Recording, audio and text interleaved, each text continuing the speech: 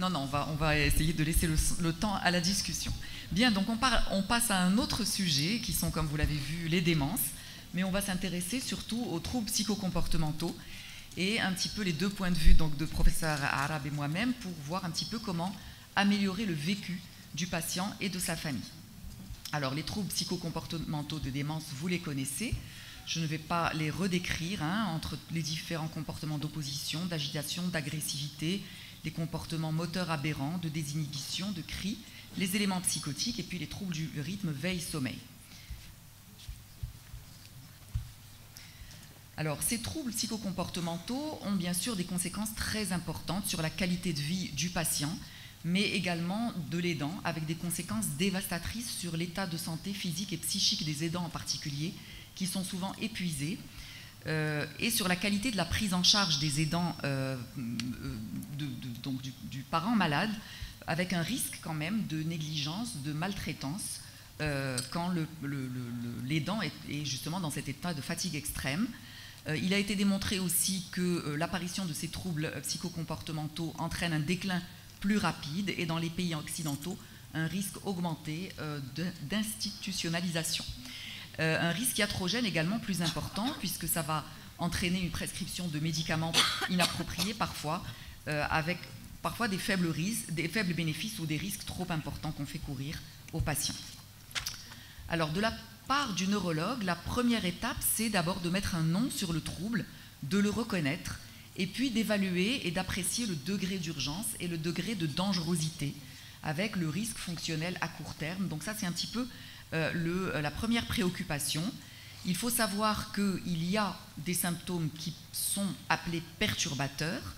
Là, c'est par exemple essentiellement les activités, en fait, les troubles à type d'opposition, les troubles psychotiques, les états d'agitation, mais qu'ils peuvent cacher des symptômes de retrait moins apparents, et donc il faut essayer de faire un petit peu la part des choses. Comprendre le trouble sera la deuxième étape un petit peu de notre prise en charge. Et on reconnaît en fait une origine plurifactorielle avec des facteurs écologiques tels que les facteurs environnementaux qui peuvent aussi provenir de l'entourage lui-même, des facteurs propres à cette personne malade, en particulier sa personnalité antérieure, mais des facteurs somatiques. Je ne sais pas pourquoi les diapositives passent toutes seules. Et des facteurs propres à la maladie, donc bien sûr des facteurs biologiques, mais également les facteurs cognitifs et psychiatriques. Alors, comprendre le trouble, ça se fait bien sûr avec la collaboration de l'entourage. C'est déjà thérapeutique. Il faut essayer d'établir un contact avec le patient, regarder le contexte de vie du sujet et puis voir tout ce qui est autour, donc tout ce qui va être prise médicamenteuse, son état de santé général. Est-ce qu'il y a des troubles neurologiques récents? Ça doit être obligatoirement complété par un examen clinique détaillé et d'éventuels examens complémentaires si on détecte justement quelque chose qui va être dans le côté plutôt somatique, et on va toujours essayer d'évaluer l'état de santé de l'aidant, son état psychologique en particulier. Est-ce qu'on est justement déjà dans un état d'épuisement de l'aidant? Alors, dans les causes somatiques, il faut rechercher en premier les comorbidités somatiques, en particulier voir si les pathologies chroniques comorbides sont plutôt stables, mais également voir s'il y a des choses nouvelles, telles qu'une douleur, tels que des troubles digestifs, constipation, fécalome, diarrhée, tels qu'une altération d'état général, des éléments d'infection, en particulier urinaire ou bronchopulmonaire, une altération d'état général, un état de déshydratation qui se voit bien sûr particulièrement chez le sujet âgé, mais plus particulièrement chez le sujet âgé dément, qui ne peut pas exprimer en particulier une sensation de soif, par exemple. Des causes neurologiques telles qu'un hématome sous-dural chronique qui peuvent faire décompenser l'état neurologique du malade, et des facteurs d'environnement, en particulier tout changement de lieu de vie, changement aussi dans l'équipe des aidants, un changement d'organisation, un événement familial marquant, en particulier s'il est stressant ou traumatisant. Cela passe aussi bien sûr par la psychoéducation des aidants. Il va falloir bien expliquer à l'aidant que quand le patient présente un trouble du comportement, il ne le fait pas exprès et c'est inhérent à la maladie elle-même, ce qui n'est pas toujours forcément bien compris par les malades, par les aidants, parce que parfois il s'oppose, il fait exprès, il est agressif, c'est lui qui le veut, alors que c'est la maladie qui lui fait faire ça, bien sûr. Donc, il faut comprendre aussi de la part de l'aidant qu'il doit avoir des attitudes de communication empathique. Il doit avoir une attitude calme, souriante. Il va falloir qu'il fasse preuve de beaucoup de patience face à ce trouble.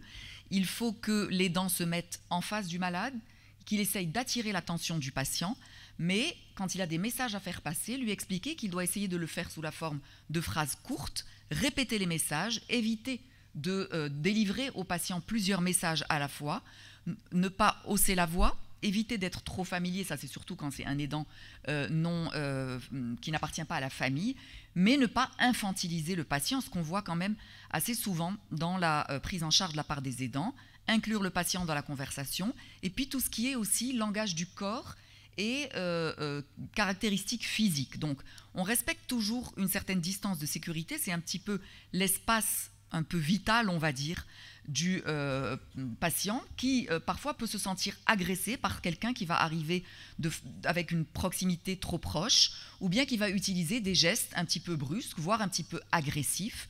Donc par exemple, si on doit faire quelque chose ou faire quelque chose au patient, par exemple, l'emmener à la table où on va lui servir son repas, il ne faut pas le tirer, d'accord, pas le pousser, mais plutôt mettre la main derrière son dos et l'accompagner, aller avec lui vers l'endroit où on veut le mener. Alors, il y a aussi tout un aménagement en fait de l'environnement, de façon à ce qu'il faut assurer un environnement calme, sûr et prévisible, éviter quand il y a beaucoup de sources de distraction ou des facteurs de stress environnementaux, identifier les situations délétères et conseiller aux familles de réduire ces situations. Par exemple, s'il y a un événement de litige à l'intérieur de la famille, essayer de ne pas discuter ça à côté du patient autant que faire se peut pour diminuer son stress et aussi ne pas obliger le malade à faire quelque chose s'il n'en a pas envie. Et ça va vraiment faire qu'on doit demander à l'aidant principal de faire preuve de flexibilité, ce qui n'est pas toujours évident, parce qu'on va lui demander aussi de mettre en place une routine rassurante pour le patient, mais il va falloir savoir aussi parfois ne pas obligatoirement obéir à cette routine rigide. Il faut aussi que l'aidant sache tolérer certains comportements s'ils ne sont pas forcément dangereux, d'accord, mais que l'aidant va juger un petit peu irritant. C'est pas comme ça qu'il faut faire, il faut faire comme ça. Ben non, c'est pas grave si c'est pas dangereux pour le patient ou pour son entourage. Alors, c'est aussi aménager l'espace, mettre des repères, attention aux clés sur les portes, la sécurité dans le domicile. Il y a plein de dangers dans le domicile, donc il faut essayer de sécuriser et de simplifier l'environnement. Les dangers extérieurs, bien sûr, la routine, j'en ai parlé, et puis la patience et le respect de l'intimité aussi dans les moments délicats, en particulier, c'est l'habillage et la toilette. Les aidants, on va leur conseiller aussi de mettre en place des distractions, mais là, il faut être inventif. Il y a des activités qu'on va conseiller. Tant que le patient peut faire, on le laisse faire et on l'aide à s'engager. Même dans des activités ménagères, c'est une activité qui va l'occuper et qui va être bénéfique. Le fait de maintenir autant que possible la participation à des événements familiaux agréables, des sorties, des vacances, de participer à des groupes de soutien avec d'autres patients, toutes des activités aussi qu'on peut mettre en place à la maison, activités de lecture ou d'écoute de lecture, écoute du Coran, la musique, le chant, les percussions. Au niveau du centre d'accueil de jour d'Alzheimer à Hain Nahda à Rabat, nos patients adorent quand on les fait chanter et adorent quand on sort le Bnadr ou T'arj. Et ça, c'est une transformation de nos malades et de l'équipe aussi des aidants qui bénéficient beaucoup de ces activités partagées. Alors, ça peut être des jeux de cartes, ça peut être du dessin, du coloriage, mais pour adultes. Hein. On ne va pas lui proposer des petits coloriages tout simples. Il ne faut pas infantiliser. Des activités manuelles. On a remarqué que nos patients au niveau du centre Alzheimer aiment beaucoup manipuler la pâte à modeler, à condition qu'on leur donne quelque chose à construire, là aussi de ne pas infantiliser. On va conseiller aussi aux familles de regarder les anciens albums photos et de discuter. Ça fait de la réminiscence en fait, hein, mnésique, et c'est très bénéfique. Et puis on ne conseille jamais assez l'exercice physique, en particulier la marche, en particulier bien sûr en extérieur, parce qu'il y a aussi un bénéfice intéressant de la photothérapie avec les UV naturels. Alors, conseil sur la manière de se comporter en fonction du type de trouble. vraiment quelques éléments très rapides. Si le patient est plutôt dans des déambulations incessantes et une agitation, il faut conseiller aux familles d'essayer justement de sécuriser les trajets dans le domicile, donc enlever les tapis, enlever les câbles, enlever les tables basses, tous les bibelots, d'accord, mais le laisser déambuler si ce n'est pas dangereux pour lui et ne pas faire de contention physique, d'accord, où on va essayer absolument de faire asseoir le malade. C'est pas grave, s'il déambule, l'essentiel c'est que ça soit pas dangereux pour lui. L'agressivité, l'oppositionnisme, dans ces cas-là, on va essayer de contourner, d'accord, changer le moment du soin, changer le moment du repas. Bon, d'accord, ça impliquera qu'il faudra réchauffer le repas à un moment après, une demi-heure plus tard, essayer de reproposer. Parfois, les familles sont obligées d'alimenter le patient alors qu'il déambule. On explique aussi pourquoi pas. Il faut là aussi s'adapter, mais il faudra adapter le repas. Proposer à ce moment-là plutôt des petits sandwichs, des fruits coupés, là aussi pour les légumes. Et bien sûr que ça va générer plus de fatigue pour l'aidant, mais ça, on va le voir ultérieurement. Alors, je vais passer un petit peu. Les hallucinations, là aussi, si elles sont mineures et peu invalidantes, on peut les tolérer. Il n'y a pas forcément une appréhension ou une croyance particulière. La même chose pour les idées délirantes, mais professeur Arab va en reparler, je pense. Pour les obsessions, par exemple, on peut changer de sujet, distraire le patient en l'engageant dans une autre activité. Les solutions de répit, telles que des aidants formés à la prise en charge des patients qui pourraient intervenir à domicile, les centres d'accueil de jour ou des établissements de plus long séjour, et parfois on est obligé d'aller à une hospitalisation de courte durée pour gérer un trouble du comportement.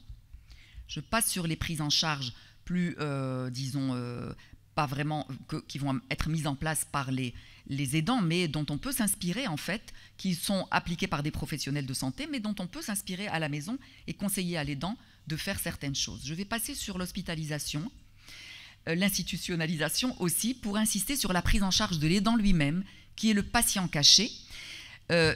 Il faut bien sûr le renseigner et le neurologue doit être disponible pour expliquer la maladie, pour conseiller, pour accompagner, de façon à ce que la famille comprenne mieux et accepte ces troubles-là.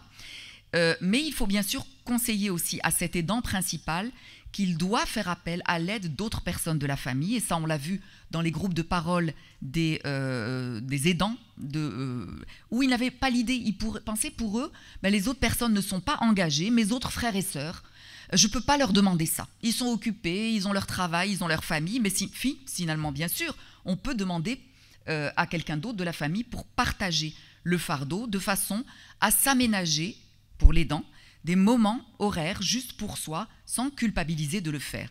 Alors, suivi psychologique, individuel ou en groupe avec des groupes de parole, des modalités plus ou moins structurées et standardisées. On va faire beaucoup de counseling. Bien sûr, le travail d'anticipation psychologique va aider à franchir les étapes évolutives. J'ai quelques mots-clés, ça sera ma conclusion. Pour l'aidant, acceptation, compréhension, adaptation, patience, tolérance, flexibilité, ça fait beaucoup pour une seule personne. Alors, inventivité, c'était encore un autre terme, alors on va le faire penser à lui. Il faut qu'il déculpabilise, il faut qu'il lâche prise. L'aidant doit apprendre à le faire. Il doit absolument se faire aider. Une personne seule ne peut pas porter la charge d'un patient dément qui a des troubles psychocomportementaux, surtout s'ils sont sévères, et prendre du temps pour soi. Voilà un petit peu tous les conseils qu'on va apporter à l'aidant, et je vous remercie pour votre attention.